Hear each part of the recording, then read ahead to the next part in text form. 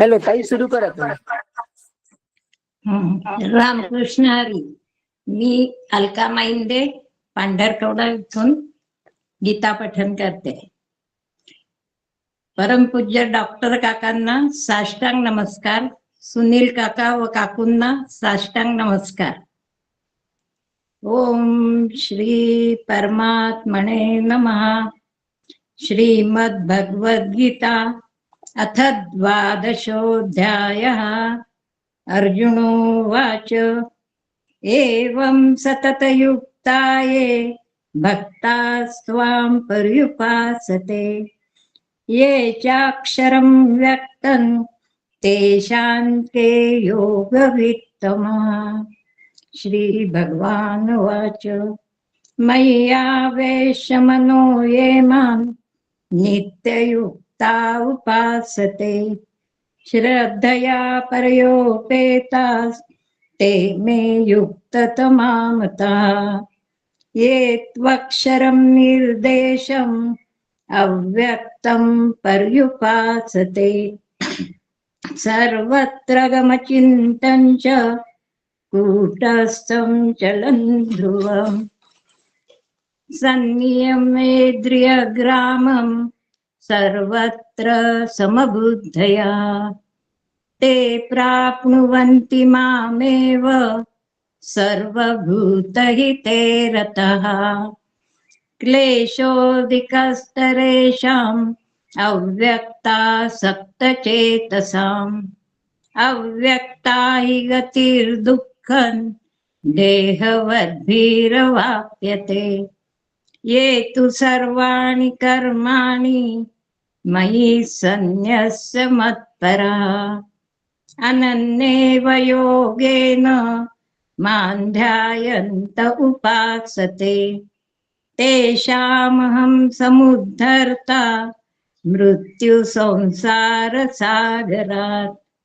भवामि न चिरात् पार्थ मय्यावेशितचेतसाम्. मय्येव मनाधस्व मयि बुद्धिं निवेशय. निवसिष्यसि मय्येव अथ ऊर्ध्वन्न संशयः. अथ चित्तं समाधातुं न शक्नोषि मयि स्थिरम्. अभ्यासयोगेन ततो मामिच्छाप्तुं धनञ्जय.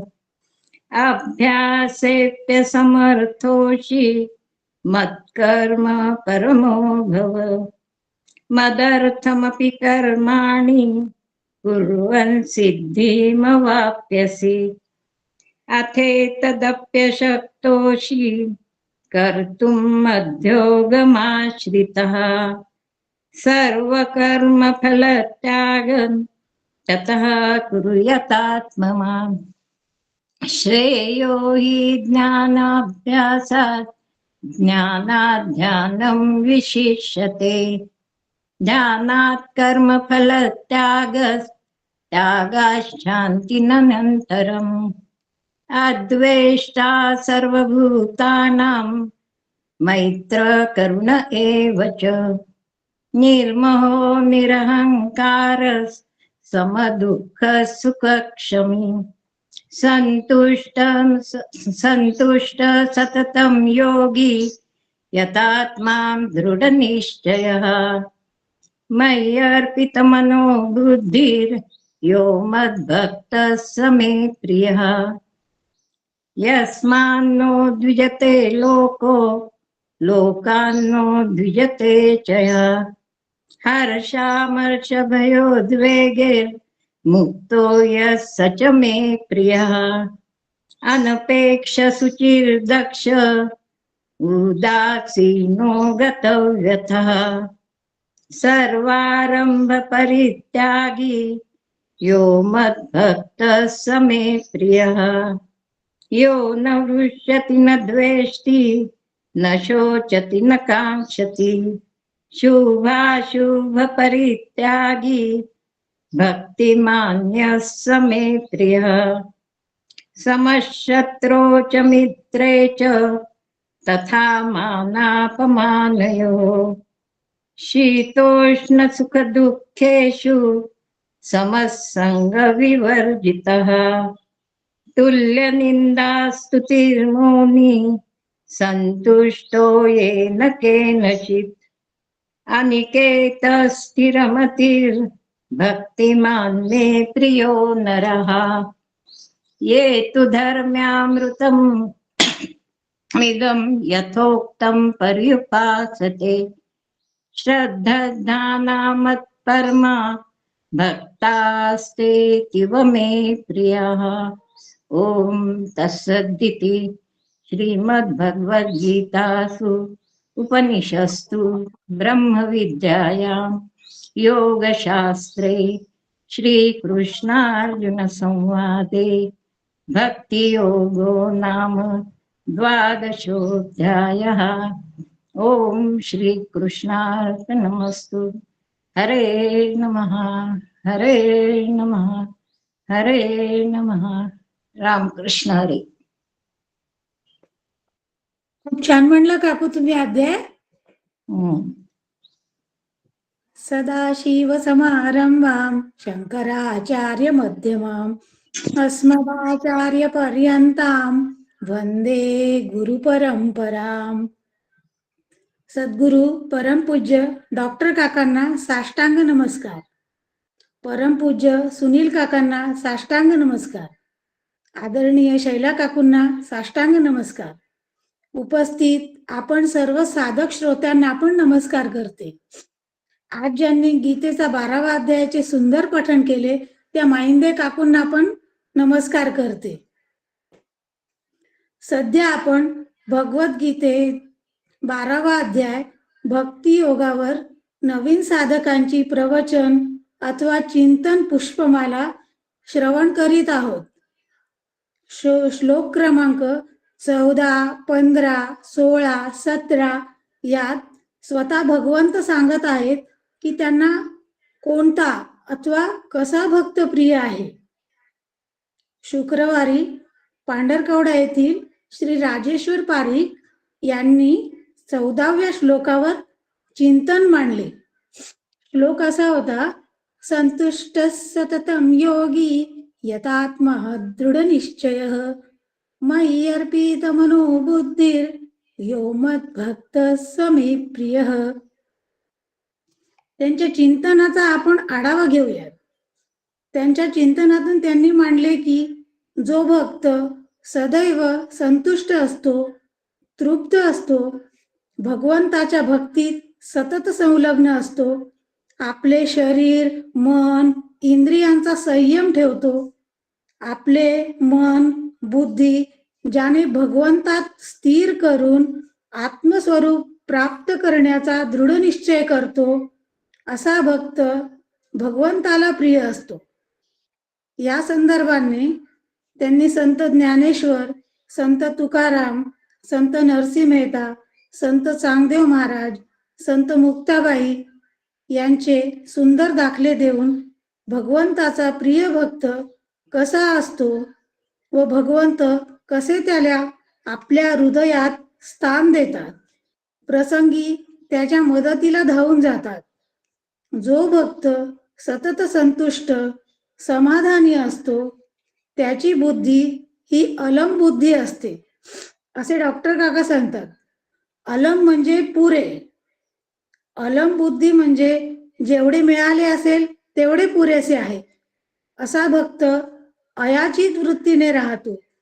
अयाचित म्हणजे कोणाकडे काहीही मागत नाही व कोणाकडून काहीही अपेक्षा करीत नाही. आणि चिंतनाच्या शेवटी असे सांगितले की कोणी कितीही ज्ञानी असेल परंतु सद्भक्त होऊन मुक्तीचा अनुभव घेण्यासाठी योग्य गुरूंचा आश्रय घ्यावाच लागतो. डॉक्टर काका म्हणतात, गीतेचे गीत गात रहा, अर्थ त्याचा पाहत रहा, अर्थानुसार जगत रहा, ते जगणे सतरूप, चित्रूप व आनंदरूप होईल. आता मी आजचा श्लोक क्रमांक 15 वर चिंतन मांडण्यासाठी यवतमाळ येथील श्री पंकज देशपांडे यांना आमंत्रित करते. श्री पंकज देशपांडे व त्यांच्या अर्धांगिनी सौ रश्मी देशपांडे यांनी 3 वर्षापूर्वी मुरगोड येथून डॉक्टर काकांकडून अनुग्रह प्राप्त केला आहे. अनुग्रहानंतर लगेच आचार्य श्री सुनील काका व शैला काकू यांच्या मार्गदर्शनानुसार त्यांची पारमार्थिक वाटचाल सुरू आहे. रामकृष्ण हरी. पंकज दादा, आपण चिंतनाला सुरुवात करावी. रामकृष्ण हरी. नमस्कार करतो सर्वांना. हरे राम राम राम हरे हरे, हरे कृष्ण कृष्ण कृष्ण हरे हरे, हरे राम राम राम हरे हरे, हरे कृष्ण कृष्ण कृष्ण हरे हरे.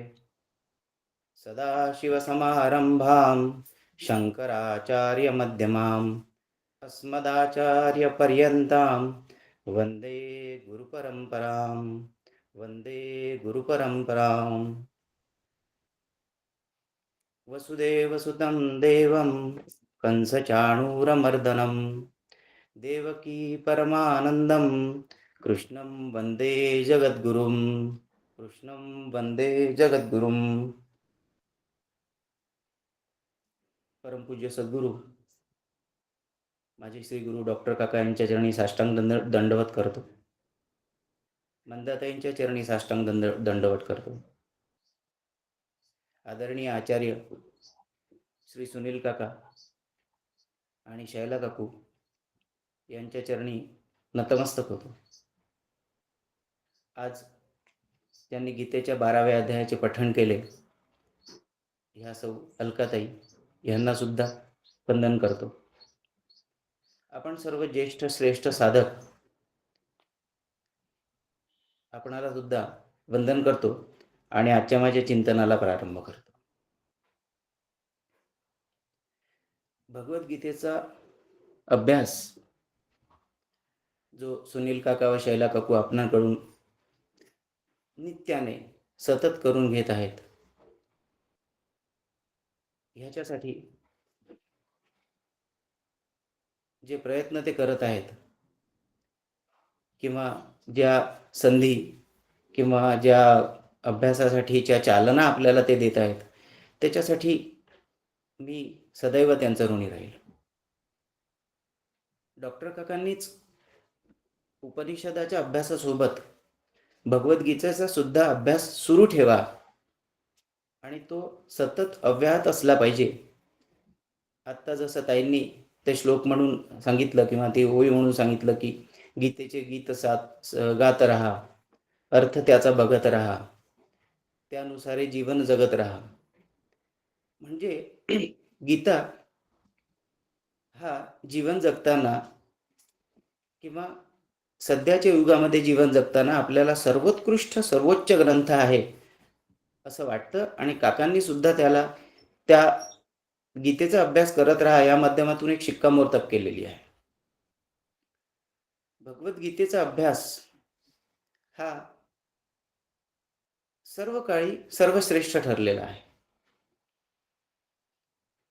भगवद्गीता हा ग्रंथ जो आहे तो ब्रह्मरूप ग्रंथ आहे. आता ब्रह्मरूप ग्रंथ आहे म्हणजे आपण कसं म्हणायचं त्याला आणि ब्रह्मरूप का म्हणून घ्यायचं? कारण त्याची श्रद्धा आपल्या मनामध्ये ठसली पाहिजे.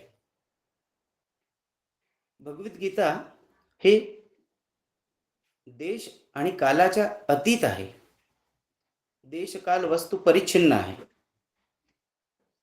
हजारो वर्षापूर्वी जेव्हा भगवंतांनी गीता अर्जुनाला सांगितली, त्या काळात, त्याच्या नंतरच्या काळात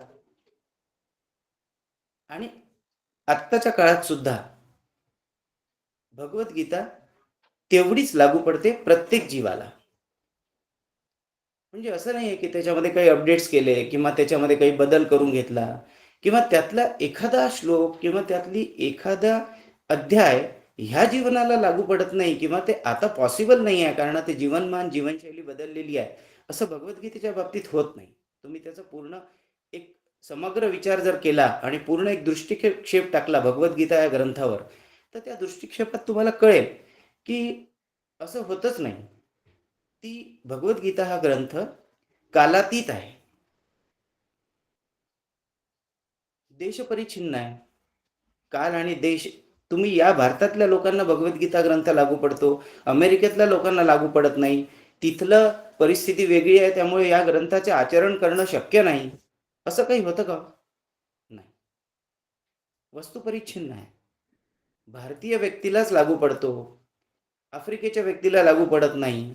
तिथला व्यक्ती वेगळा असतो, त्याची विचारसरणी वेगळी असते, म्हणून त्याची जीवनशैली वेगळी असते, म्हणून त्याला त्यातले काही गोष्टी वगळून टाकाव्या लागतील, असं अजिबात होत नाही.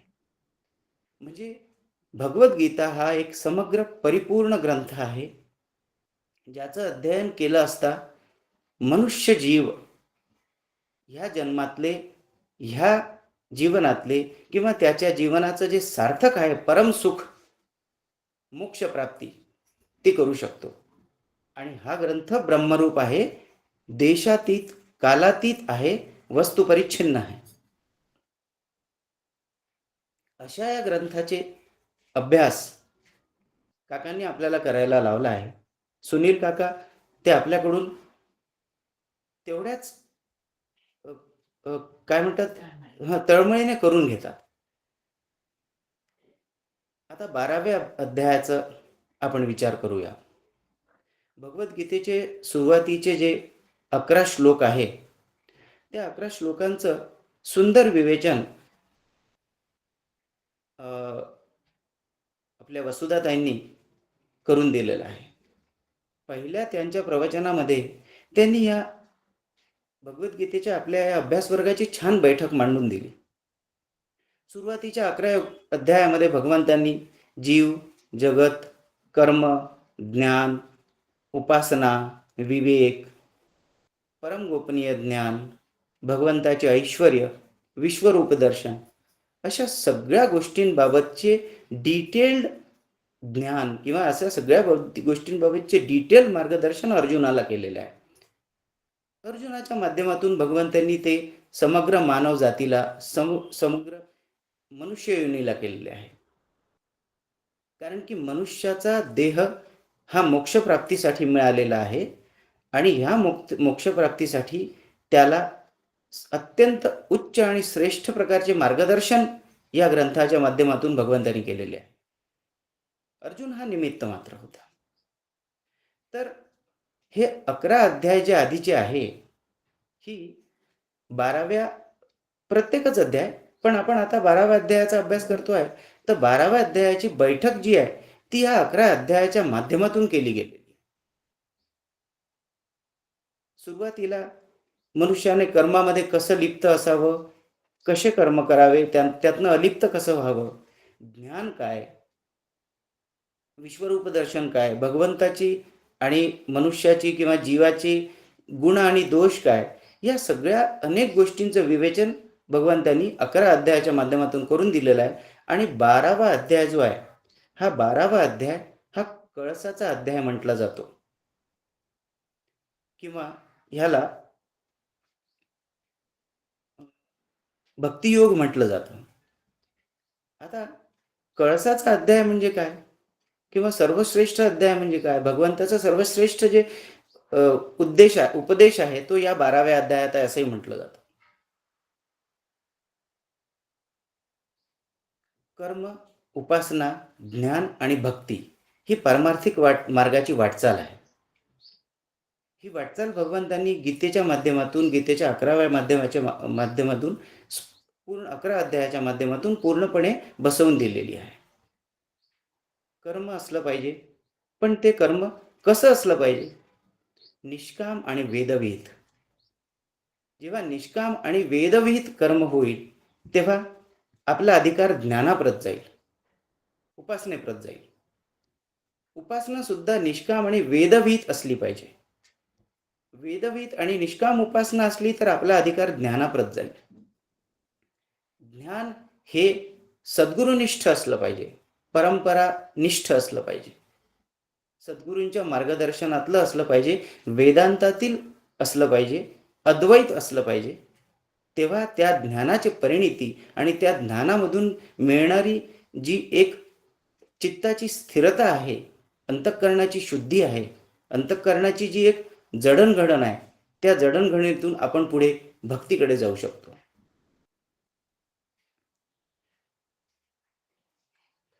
आणि त्याला ज्ञानोत्तर भक्ती असं म्हणतात. बघा, आता आपण 12व्या अध्यायावर येऊ. 12व्या अध्यायात सुरुवातीलाच अर्जुनाचा थेट प्रश्न होता की सतत तुमच्या सगुण रूपाची युक्त राहून उपासना करणारे आणि सतत इंद्रियातीत अव्यक्त ब्रह्माशी युक्त राहून साधना करणारे यापैकी कोणते योगी श्रेष्ठ. यातले बघा, माझा जो श्लोक आहे 15वा, हा फार सोपा आहे. शब्दात मधले अर्थ कळून हा श्लोक कळून घेणं खूप महत्वाचं आहे.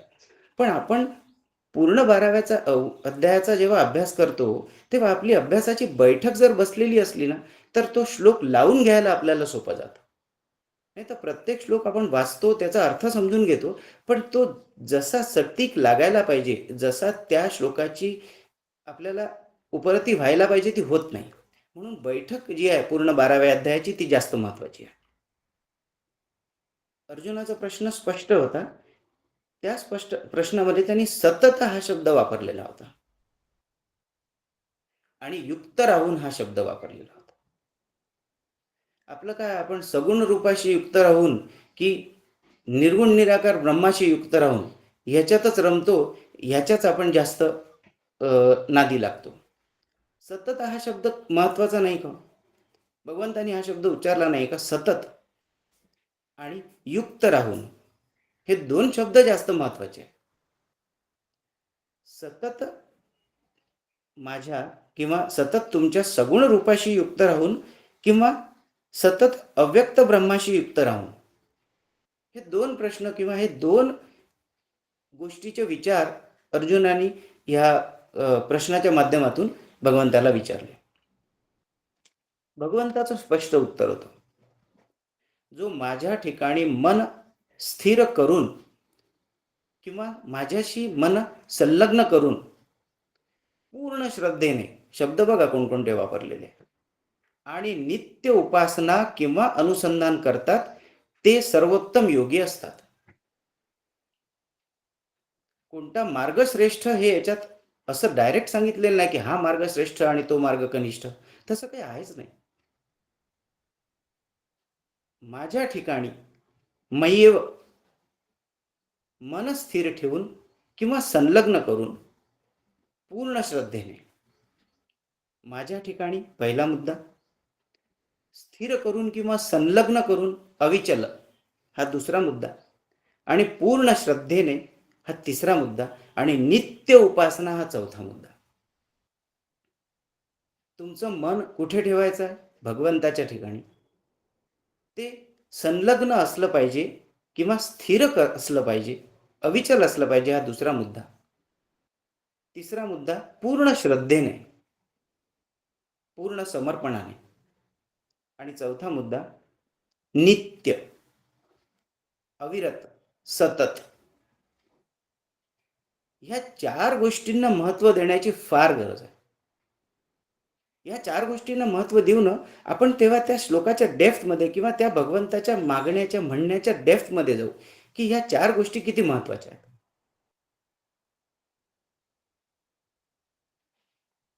आता उपासना आणि अनुसंधान, भक्ती आणि ज्ञान जे आपण म्हणतो, त्याची दोन साधनं आहे, उपासना आणि अनुसंधान. तुम्ही भगवंताशी सतत संलग्न उपासनेच्या माध्यमातून होता की अनुसंधानाच्या माध्यमातून होता, हा मुद्दा ज्याच्या त्याच्या पिंडाप्रती, ज्याच्या त्या पिंडावर, ज्याच्या त्याच्या अधिकारावर डिपेंड आहे. त्याच्यामुळे भगवंतांनी दोन्ही भक्तांना किंवा दोन्ही युक्त होणाऱ्या साधकांना किंवा दोन्ही ब्रह्मरूप होणाऱ्या साधकांना सारखंच महत्व दिलेलं आहे. उपासनेच्या माध्यमातून भगवंताशी युक्त व्हा किंवा अनुसंधानाच्या माध्यमातून भगवंताशी युक्त व्हा. युक्त होणे हे साध्य आहे, हे जास्त महत्वाचे. मार्ग दोन्ही आहेत, साधनं दोन्ही आहेत. आपण मार्गाच्या ऐवजी साधनं म्हणू. आपण मार्ग म्हटलं की आपला जो प्रिज्युडाइज माइंड आहे ना, की भक्ती योग म्हणजे भक्तीचा मार्ग आणि ज्ञानाचा मार्ग, हे दोन वेगवेगळे जे आपल्या डोक्यामध्ये कधीतरी बसलेलं असतं, या प्रिज्युडाइज माइंडवर आपण येऊन जातो. म्हणून आपण भक्ती हे साधन आणि अनुसंधान हे सॉरी उपासना हे साधन आणि अनुसंधान हे साधन, या दोन्ही साधनांचा विचार करू.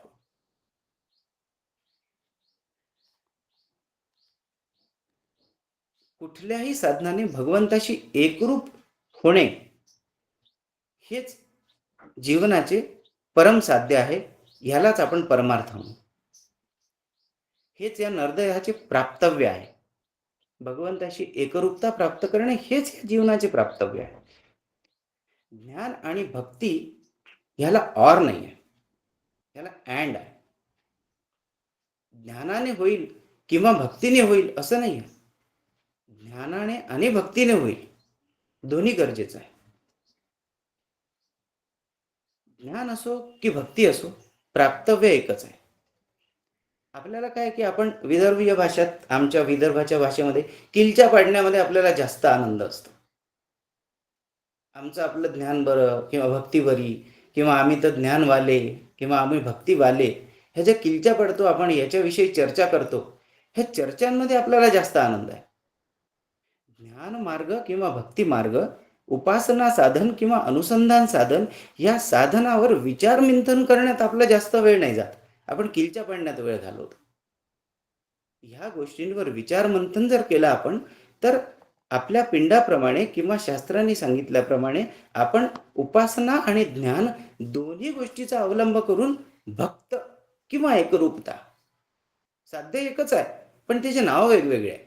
भक्ती म्हणजे विभक्त नव्हे तो भक्त, भक्ती म्हणजेच एकरूपता, अनुसंधानाने एकरूपता, उपासनेने भक्ती. गोष्टी सारख्याच आहे, आपण त्याला जास्त कॉम्प्लिकेट करून घेतो. तर ह्या कॉम्प्लिकेट न करून घेता उपासना ही भक्तीप्रत जाण्याची एक साधना आहे, हे आपण पहिले लक्षात घेतलं पाहिजे. आता भक्ती हे परमार्थातील परमोच्च शिखर आहे. ती सर्वोत्कृष्ट स्थिती आहे. एकरूपता, आपण म्हणतो की काका ब्रह्मरूप आहेत, म्हणजे ब्रह्माशी ते एकरूप आहेत. तसंच भक्ती म्हणजे काय, भगवंताशी एकरूप होणे, विभक्त न राहणे. तर ही जे परमोच्च शिखर आहे आपल्या साधनेचं, पारमार्थिक जीवनाचं. परमोच्च शिखर म्हणजे काय हो, आता आपण परमोच्च शिखराला कळस या माध्यमातून, भक्ती हे कळस आहे असं आपण बरेचदा म्हणतो किंवा बऱ्याच ग्रंथांमध्ये लिहिलेलं आहे. तुमच्या पारमार्थिक जीवनाचा कळस म्हणजे भक्ती आहे. आता कळस ठेवणे फार सोपे असते. त्याची जागा जर ठरली निश्चित, ती जागा जर तयार झाली, तर कळस ठेवायला काही लागत नाही. पण कळस ठेवण्यासाठी जी मंदिराची उभारणी करायला पाहिजे, ज्या इमारतीची उभारणी करायला पाहिजे, ती उभारणी जास्त कष्टाची आणि जास्त महत्वाची असते. जोपर्यंत कळस लागत नाही किंवा मंदिराला कळस जोपर्यंत आपण ठेवत नाही, तोपर्यंत त्या वास्तूला परिपूर्णत्व किंवा त्या वास्तूला मंदिर हे नाव दिलं जात नाही, म्हणजे त्याला परिपूर्णत्व येत नाही. त्याचप्रमाणे आपल्या साधनेला सुद्धा परिपूर्णत्व, आपल्या पारमार्थिक जीवनाला परिपूर्णत्व हे भक्तीनेच येतं, म्हणजे विभक्त होण्याने, भगवंताशी एकरूप होण्यानेच येतं. आता कळसाचा विचार जर केला तर आपण कुठल्याही इमारतीवर कळस ठेवू का हो? आपण भक्ती म्हणजे कळस हा जर एक डेफिनेशन किंवा एक इक्वेशन तयार केलं आणि विचार केला, तर कळस कुठेही ठेवता येईल का? कुठल्याही इमारतीवर नाही ठेवता येईल. कळस ठेवायला मंदिराचीच आवश्यकता असते, मंदिरच लागतं. आणि मंदिर हे शास्त्र आणि धर्माच्या चाकोरीत असलेल्या इमारतीलाच म्हणू शकतो. कुठल्या इमारतीला मंदिर नाही म्हणता येणार. मग आपल्या अंतःकरणाची बैठक, आपल्या देहाची, आपल्या अंतःकरणाची, आपल्या जीवत्वाची इमारत जी आहे, ही शास्त्र आणि धर्माच्या चाकोरीत जेव्हा तयार होईल, तेव्हा त्या इमारतीची एक लायबिलिटी तयार होईल की त्यावर कळस जडला जाऊ शकतो. कशी असली पाहिजे मंदिराची इमारत, कसं असलं पाहिजे आपलं अंतःकरण? शांत, स्वच्छ, शुद्ध, पवित्र, सात्विक, दोषरहित धर्म आणि शास्त्राच्या कटाक्षाने पालन करणारे अंतःकरण जेव्हा असेल तेव्हा त्या अंतःकरणातच भक्तीचा उदय होऊ शकतो. म्हणजे अंतःकरणाची घडी बसवणे हे प्रथम कर्तव्य आहे साधकाचं. आणि अंतःकरण त्याप्रमाणे निर्मळ करणे, त्याप्रमाणे शांत स्वच्छ शुद्ध करणे हे पण साधकाचं प्रथम कर्तव्य आहे, जेणेकरून तिथे भक्तीचा उदय होऊ शकेल किंवा आपण भगवंताप्रत एकरूप होऊ शकू. देहाचे असे मंदिर करायला साधनाच लागते, अभ्यास लागतो, अनुसंधान लागते. आणि आधीच्या 11 अध्यायांमध्ये भगवंतांनी जे ज्ञान श्रीकृष्णाला दिलं ते ज्ञान या साधनेच्या अनुषंगिकच आहे. आणि नंतरच 12वा अध्याय म्हणजे भक्ती तो कळस किंवा भक्ती जे कळसाचं कळस आपण त्याला कळसरूप म्हणू किंवा जी सर्वश्रेष्ठ प्राप्तव्य आहे ते 12व्या अध्यायात त्यांनी सांगितलेलं आहे. पण 11 अध्याय जे सांगितले ते साधनेच्या अनुषंगिक आपण घेतले पाहिजे. त्या 11 अध्यायातून आपल्या देहरूपी मंदिराचं किंवा अंतःकरण रूपी मंदिराचं शांती आणि शुद्धी, पावित्र्य, सात्विकता, दोषरहितपणा हा तयार झाला पाहिजे.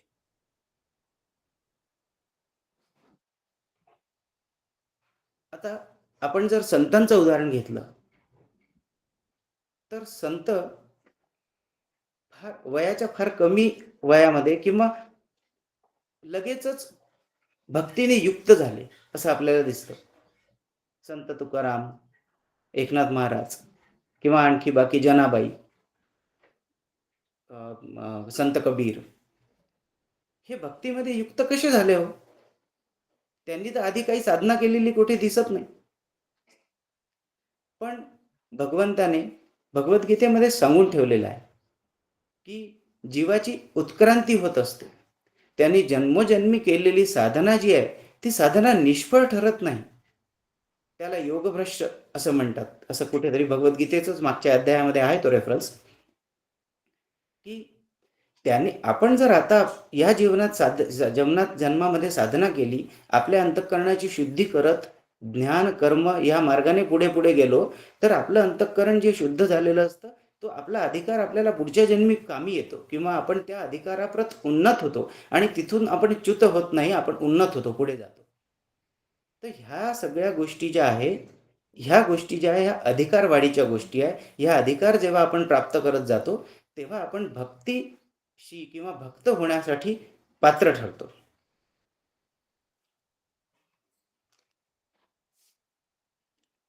एक साधक या नात्याने आपला स्वभाव असला पाहिजे किंवा माझा स्वभाव आहे की प्रत्येक श्लोक हा साधनेच्या अनुषंगिक घेतला पाहिजे की या श्लोकातनं मला माझ्या पारमार्थिक जीवनामध्ये प्रगती करायसाठी मी काय घेऊ शकतो हे जास्त महत्वाचं असतं. मला नरदेहाची प्राप्ती झाली म्हणजे आधीच्या अनेक जन्मांचे कर्मफल आहे किंवा आधीच्या अनेक जन्मांची पुण्याई आहे की ह्या जन्मी मला नरदेह प्राप्त झाला. नरदेह प्राप्त झाला आणि त्यापेक्षाही पुण्याची, त्यापेक्षाही अजून सामर्थ्याची गोष्ट ही की मला श्रीगुरूंची प्राप्ती झाली. श्रीगुरूंची प्राप्ती झाली म्हणजे निश्चित मी साधक झालो.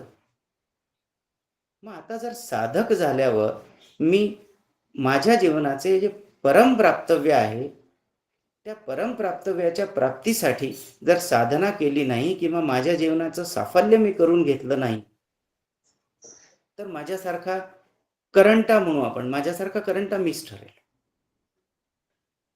नरदेह मिळाला, सद्गुरू मिळाले म्हणजे तुम्ही साधक म्हणून सिद्ध झाले म्हणण्यापेक्षा साधक म्हणून तुमची पात्रता ठरली.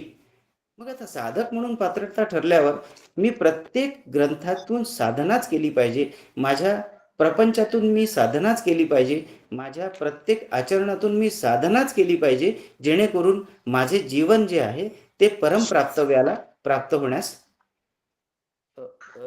प्राप्त करू शकेल. काकांनी कर्मविपाकाच्या त्याच्या प्रवचनामध्ये एका ठिकाणी म्हटलेलं आहे की प्रपंचात राहून नामस्मरण आपण करतो प्रपंचात असतो आणि नामस्मरण करतो. रोज नामस्मरणाची साधना आपली असतेच. त्यापेक्षा नामस्मरणात राहून जर प्रपंच केला तर तो अधिक सोपा होऊ शकतो आणि पारमार्थिक वाटचालही अधिक गतिशील आणि चांगली होऊ शकते. फरक फार सूक्ष्म आहे. प्रपंचात राहून नामस्मरण करणे आणि नामस्मरणात राहून प्रपंच करणे. प्रपंचाकडे लक्ष असलं पाहिजे, पण आत नामस्मरण सुरू असलं पाहिजे. हे आपल्याला खूप चांगल्या पद्धतीने पारमार्थिक वाटचालीला मदतगार किंवा पारमार्थिक वाटचालीमध्ये आपल्याला फार चांगल्या पद्धतीची याची मदत होईल. म्हणून प्रपंचात राहून नामस्मरण करण्यापेक्षा नामस्मरणात राहून प्रपंच करावा. आता आपली मंदिराचा विषय सुरू होता. तर हा कळस भक्तीचा जर आपल्याला प्राप्त करायचा असेल तर आपल्या अंतःकरणाची जी शुद्धी आहे किंवा अंतःकरण जे आहे ते आपलं मंदिराच्या प्रमाणे शास्त्र शुद्ध आणि सात्विक शांत शुद्ध असं असलं पाहिजे.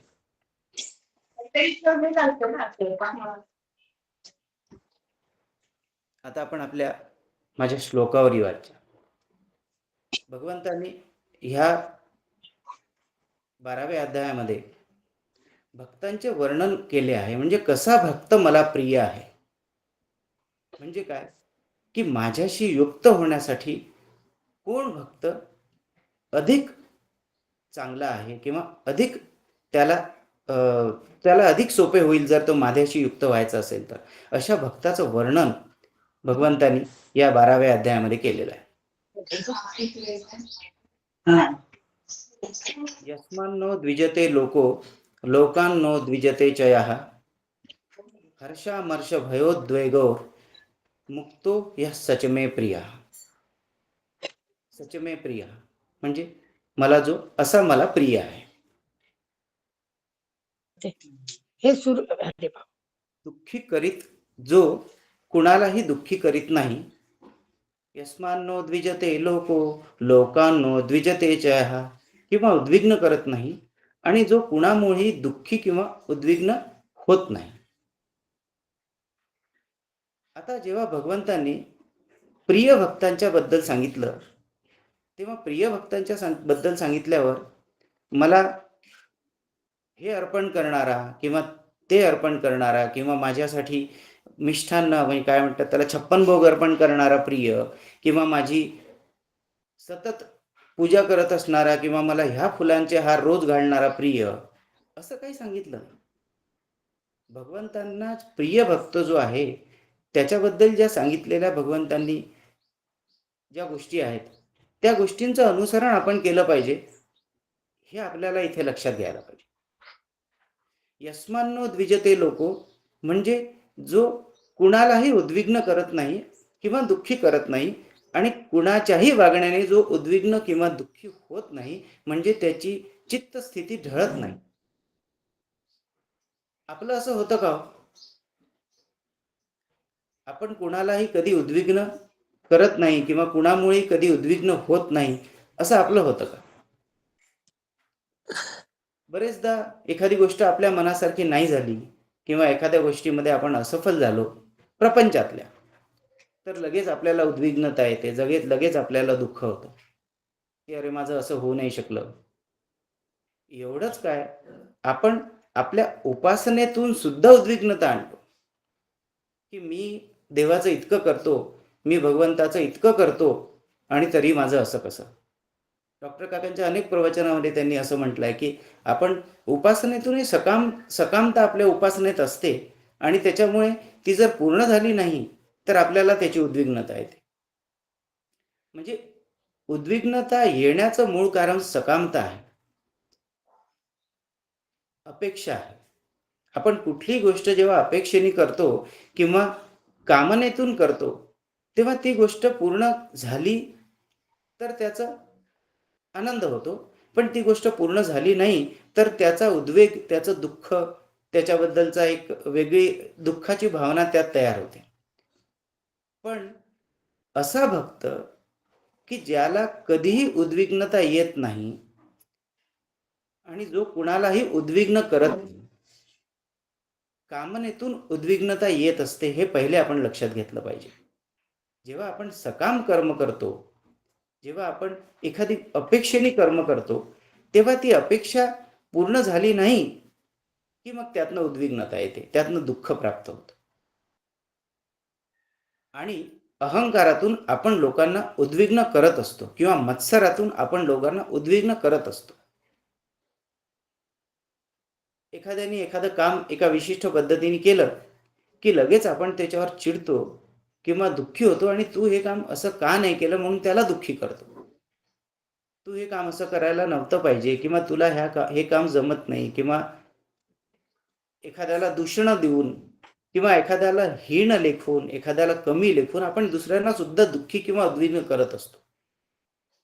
तर सकामता कर्मांमधली, अपेक्षा ठेवलेली कर्मांमधली आणि दुसऱ्यांप्रती किंवा स्वतःप्रती असलेला अहंकार आणि इतरांप्रती असलेला द्वेष जो आहे तो दुसऱ्यांना आपण उद्विग्न करायसाठी कारणीभूत ठरतो. तर अशी सकामता कर्मांमधली आणि असा द्वेष जर आपल्याला निघाला तर आपण इतरांना उद्विग्न करणार नाही. भगवंताला असा भक्त प्रिय आहे जो कधीही उद्विग्न होत नाही आणि कधी इतरांना उद्विग्न करत नाही.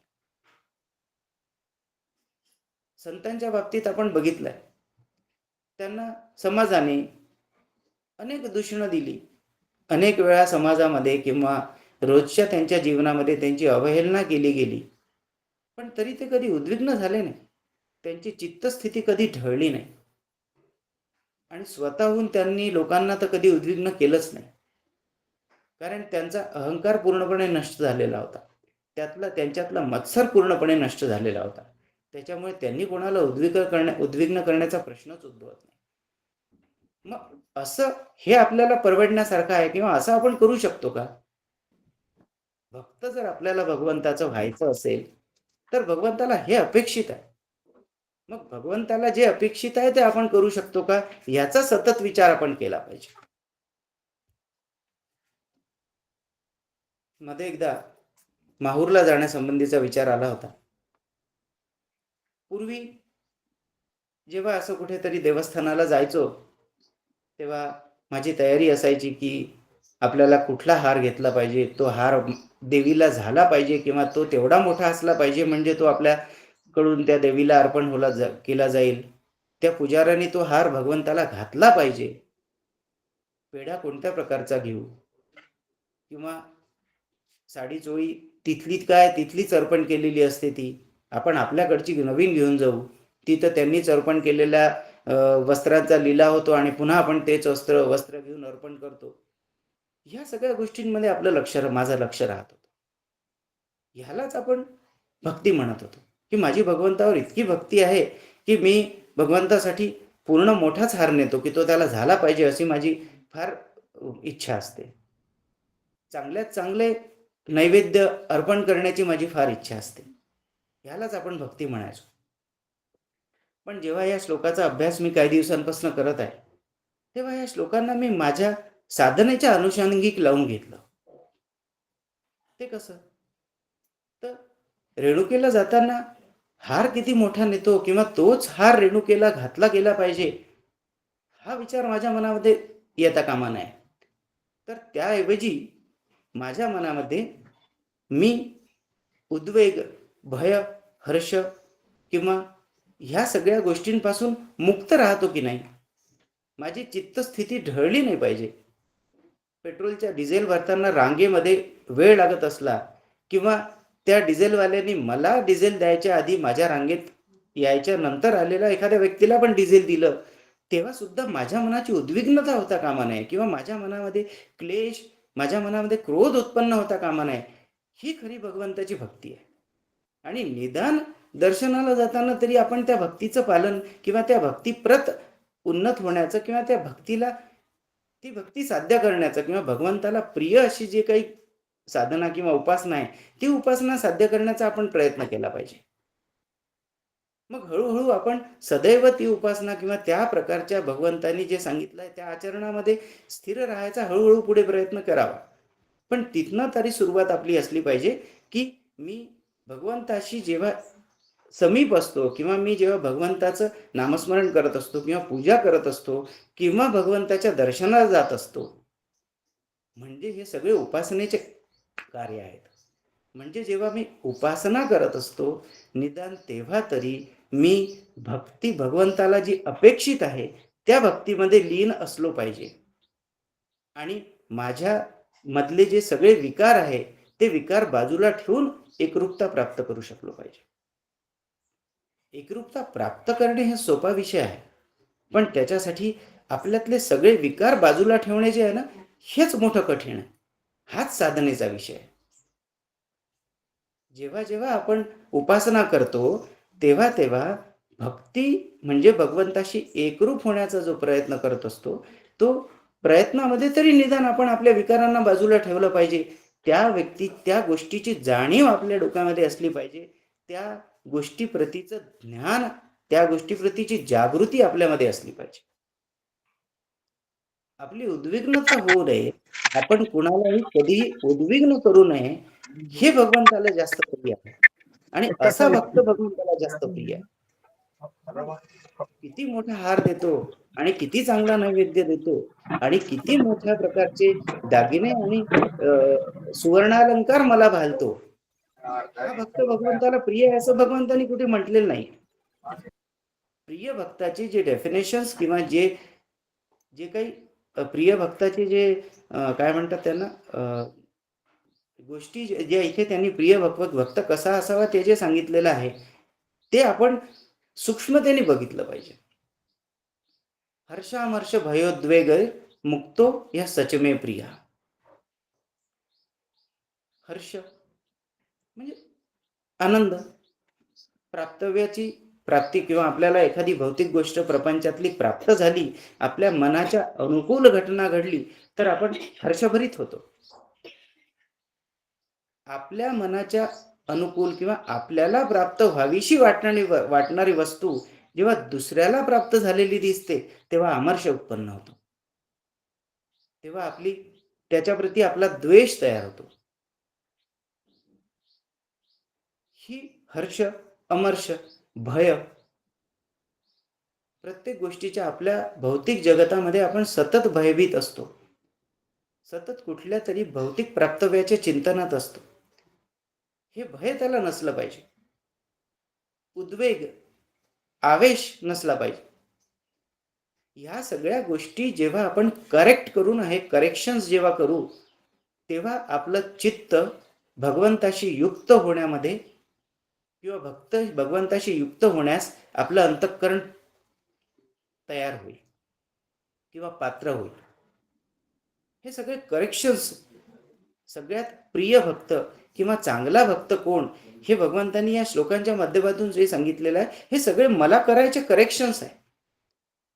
ह्या सगळ्या मला आचरणात आणण्याच्या गोष्टी आहे. जोपर्यंत मी ह्या करेक्शन्स मधून जाणार नाही तोपर्यंत मी भक्त होण्याची सुतराम शक्यता नाही आहे. हे करेक्शन्स जे आहे हे आपण साधनेच्या माध्यमातून करू शकतो, ज्ञानाच्या माध्यमातून करू शकतो. म्हणून ज्ञानोत्तर भक्ती म्हटलेलं आहे. हेच संपूर्ण ज्ञान 11 अध्यायाच्या माध्यमातून भगवंतांनी सुरुवातीला सांगून ठेवलेलं आहे. कर्म कशा पद्धतीची असली पाहिजे, भगवंताचं स्वरूप नेमकं काय आहे, ह्या सगळ्या गोष्टी ज्या आहे या 11 अध्यायाच्या माध्यमातून सांगितल्यानंतर 12व्या अध्यायात भगवंत सांगतात की बा मला ह्या पद्धतीचा भक्त प्रिय आहे. मग हे करेक्शन्स जर मी केले ना तर माझी भक्ती सोपी होऊन जाईल.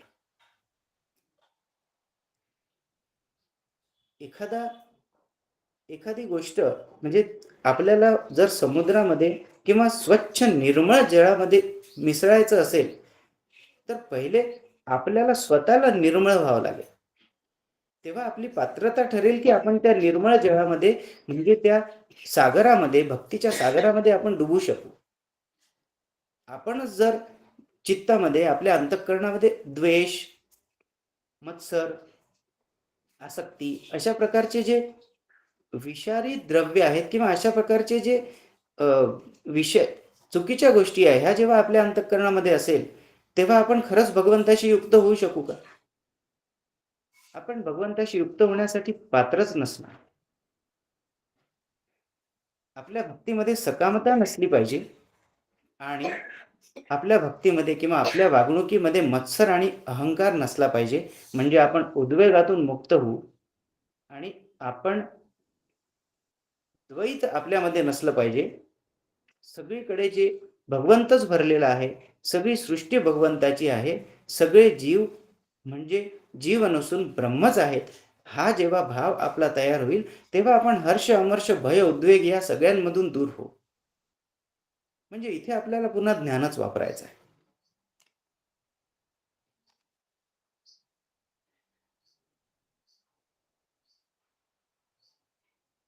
असा जो भक्त आहे तो भक्तीचा अधिकारी ठरतो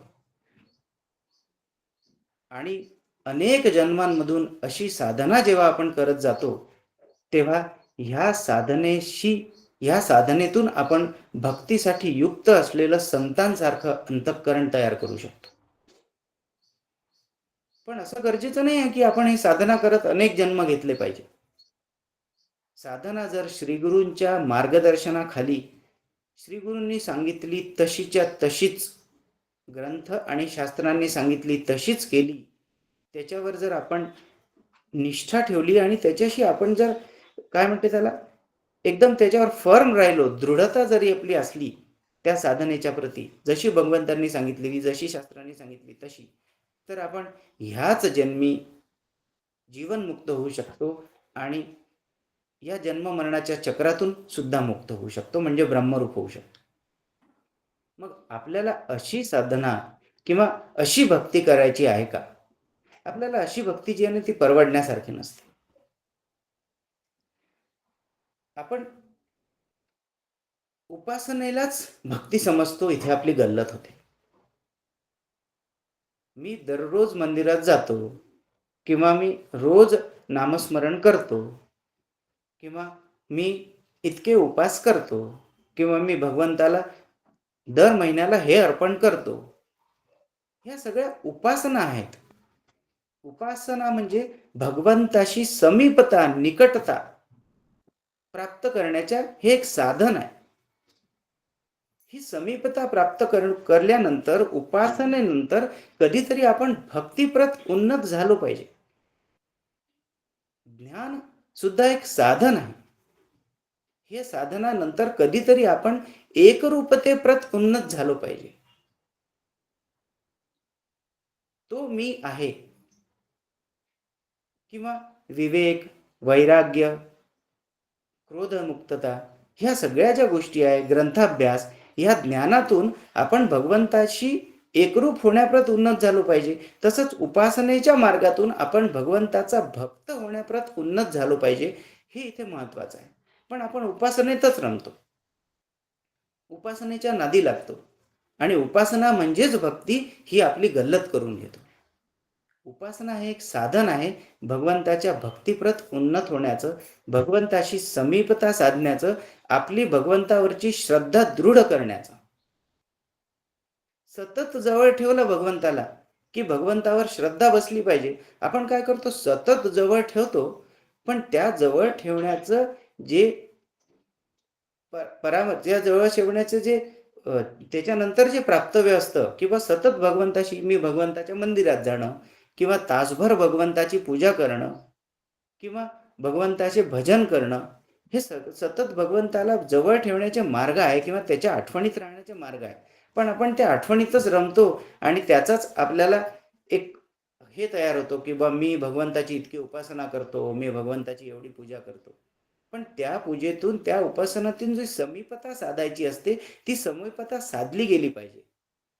ती समीपता साधल्यानंतर आपण भगवंताच्या भक्तीमध्ये एकरूप किंवा भक्त होण्यासाठी पुढे सरसावलो पाहिजे. मग असा भक्त जो होतो, असं भगवंताला जो प्रिय भक्त असतो, तो असा भक्त असतो की ज्या उपासनेतून भक्तिप्रत उन्नत होतो. म्हणजे उपासना हे सुद्धा एक साधन आहे आणि ज्ञान जे आहे ना, ते ज्ञान सुद्धा एक साधन आहे.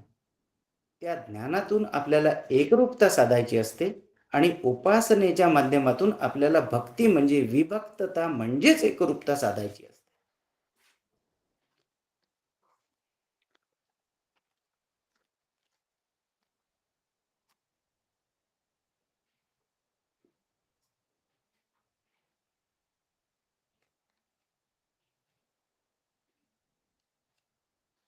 तर भक्तीचा हा जो कळस आहे किंवा हे भक्तीचं जे सर्वश्रेष्ठ जे अ,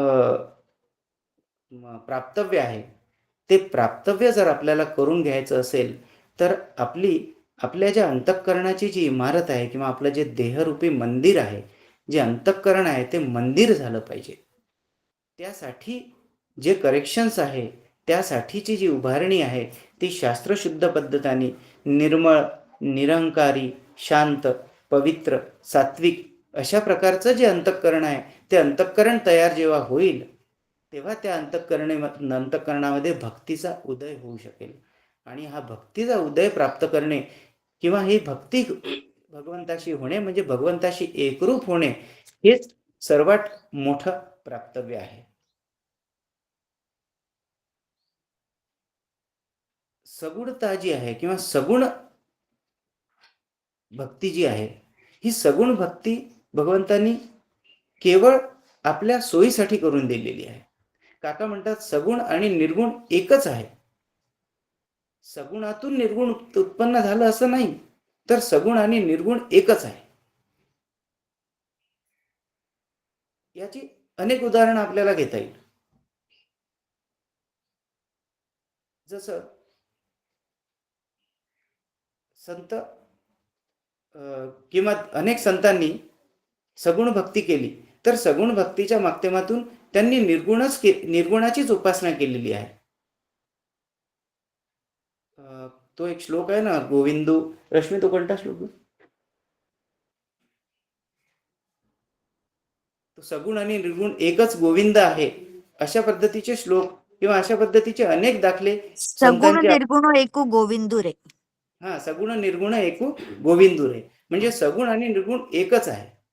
केवळ भक्तांच्या सोयीसाठी किंवा साधकांच्या आणि उपासकांच्या सोयीसाठी भगवंताने म्हणजेच निर्गुण निराकार ब्रह्माने सगुण साकार तो झालेला आहे.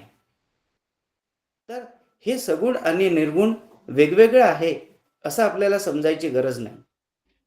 सगुणच निर्गुण आहे आणि निर्गुणच सगुण आहे. पण उपासनेची सोय व्हावी, अनुसंधान निर्गुणाचं करणं कठीण असतं आणि सगुणाचं अनुसंधान हे सोपं असतं. म्हणून अनुसंधानाची आणि उपासनेची सोय व्हावी यासाठी निर्गुण निराकार ब्रह्मट जे आहे ते सगुण साकार झालेलं आहे. भक्त प्रल्हाद सुद्धा आपण एक उदाहरण असं घेऊया की भक्त प्रल्हादाची श्रद्धा किती होती की त्याला सगळीकडे भगवंत दिसत होता. त्यांनी मूर्तीतच भगवंत पाहिला असं नाही. भक्त प्रल्हाद हा सर्वश्रेष्ठ भक्त म्हटलं की आपल्या समोर भक्त प्रल्हाद येतो.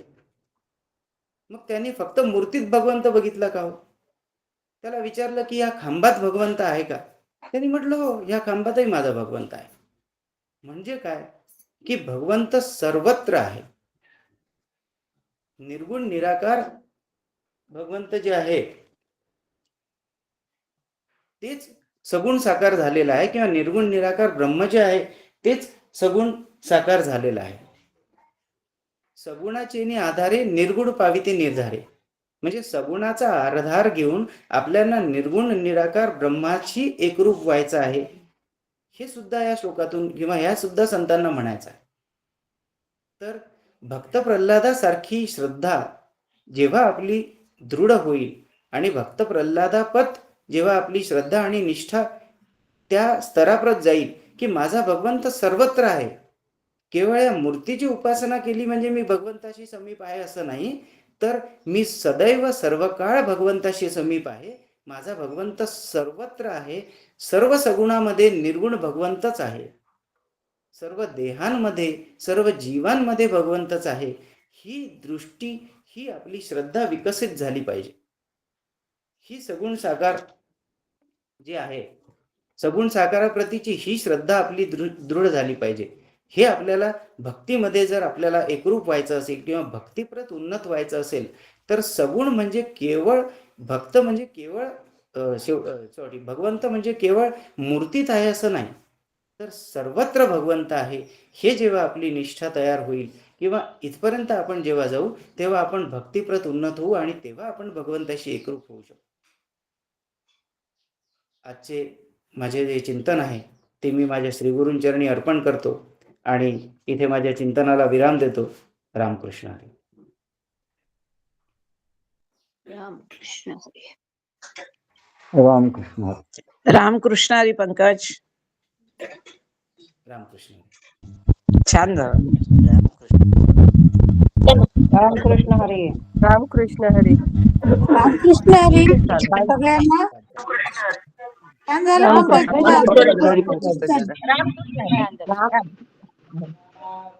रामकृष्ण हरी. खूप छान बोललात, खूप छान बोललात.